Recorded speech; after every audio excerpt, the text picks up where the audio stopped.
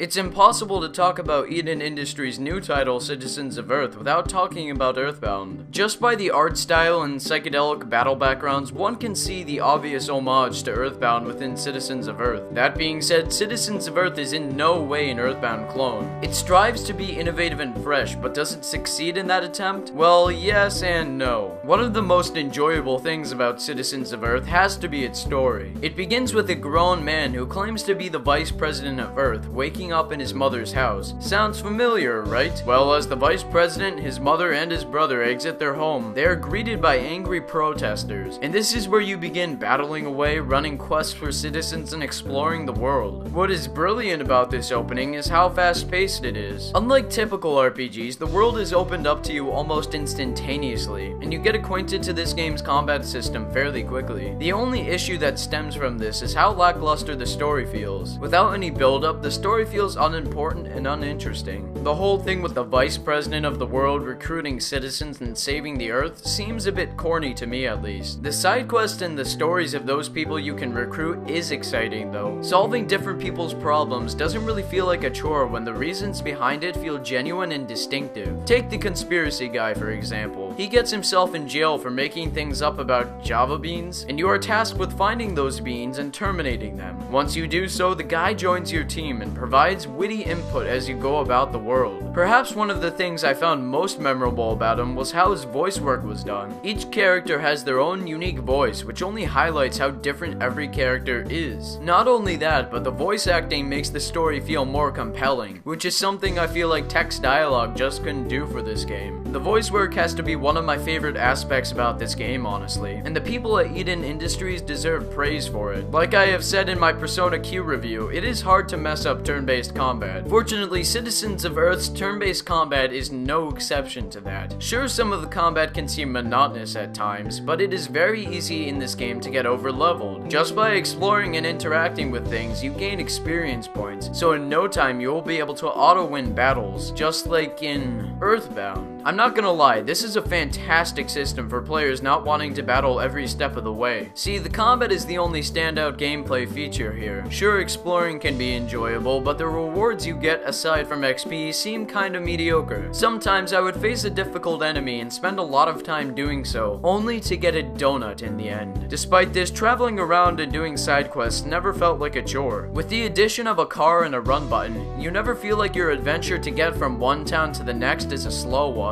Plus, the side quests feel rewarding as you are able to get more party members from them, which in turn diversifies the combat a bit. Feel bored of one member like your mom? Here, replace her with a cop. It all flows together decently well. However, what didn't flow well for me was the overall presentation. Sure, the visuals are good with a cartoonish art style that matches the tone of the game pretty well, but it is nothing outstanding. The same can be said for its soundtrack. The tunes were nothing stellar and they were very forgettable. Honestly, this game is as plain as RPGs come by. Combat is simple, visuals are simple, and the story is simple. Nothing about it is really interesting or complex to me. Not to mention the abundant, long loading times you will encounter every time you change the background that disrupt the flow of the gameplay. And every time I got one of these said loading times, something in the back of my head just kept saying, Earthbound didn't have this. Thoughts like these have nothing to do with my opinion. I just felt it was worth pointing out for other people who may feel the same way. If I can applaud this game for anything, it is the way you go about recruiting members of your party, which is something I have never seen in an RPG before. It makes combat more engaging when you care, even to a minuscule extent, about the people involved. If you're on the fence about getting this game, I would say wait for the inevitable sale to get it. And if you just don't like RPGs or turn-based combat, this is not the game for you. You will not change your opinion of the genre from this game. However, if you like RPGs, then perhaps consider Citizens of Earth. It was a decent game with longer than needed battles with many loading screens and a simple presentation, but I still had a little bit of fun with it. If I had to give this game a score though, I would give it a 7 out of 10. And if you agree or disagree with me, let me know in the comments below. And if you're new to the channel, consider subscribing to never miss one of my newer videos. And as always, thank you so much for watching and take care. Have a wonderful day and goodbye. And if you're wondering why my voice sounds any different, it's because I'm recovering from a cold.